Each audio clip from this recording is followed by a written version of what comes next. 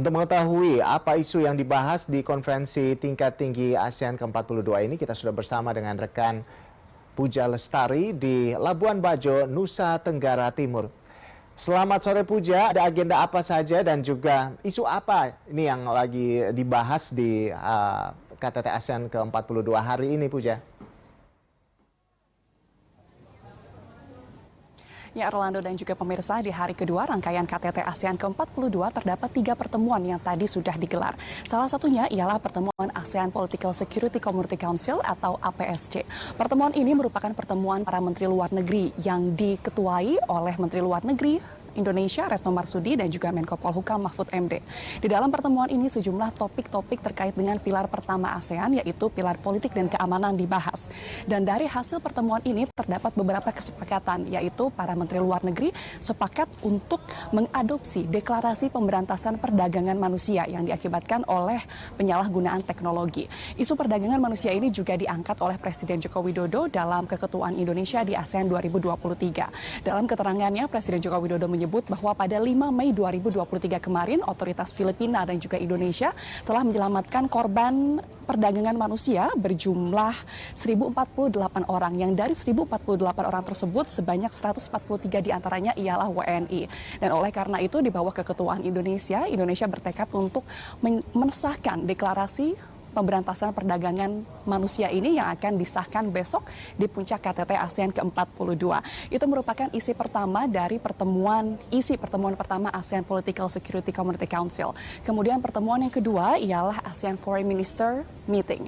Ini merupakan pertemuan para menteri luar negeri negara-negara anggota ASEAN, dan setidaknya ada 4 isu yang dibahas dalam pertemuan ini. Yaitu yang pertama ialah tindak lanjut pembahasan Traktat Kerjasama Persahabatan dengan negara-negara di luar anggota ASEAN.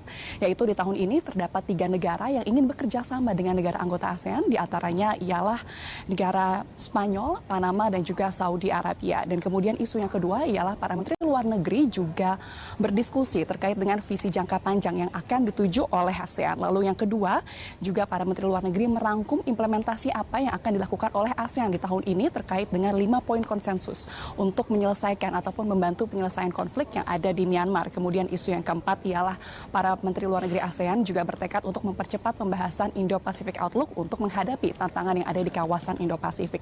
Itu merupakan isi pertemuan yang kedua. Sementara itu ada satu pertemuan lagi yang hari ini digelar, yaitu pertemuan ASEAN Coordinating Council atau ACC. Di pertemuan ini dibahas peta jalan keanggotaan penuh Timor Leste, karena saat ini Timor Leste memang sudah menjadi anggota ke-11 ASEAN, namun Timor Leste masih menjadi negara anggota dengan peran observer atau pengamat. Dengan adanya peta jalan ini, maka kemudian Timor Leste harus melengkapi ataupun memenuhi kewajiban-kewajiban sebagai negara anggota ASEAN, yang peta jalannya direncanakan akan disahkan oleh para pemimpin ASEAN di puncak KTT besok.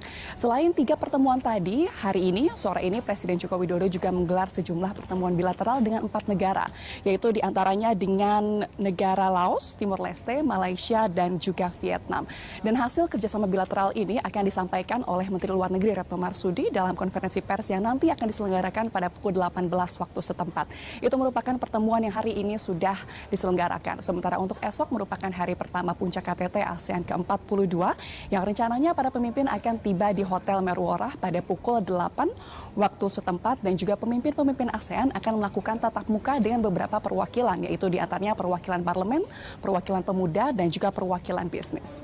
Demikian Rolando, kembali ke Anda.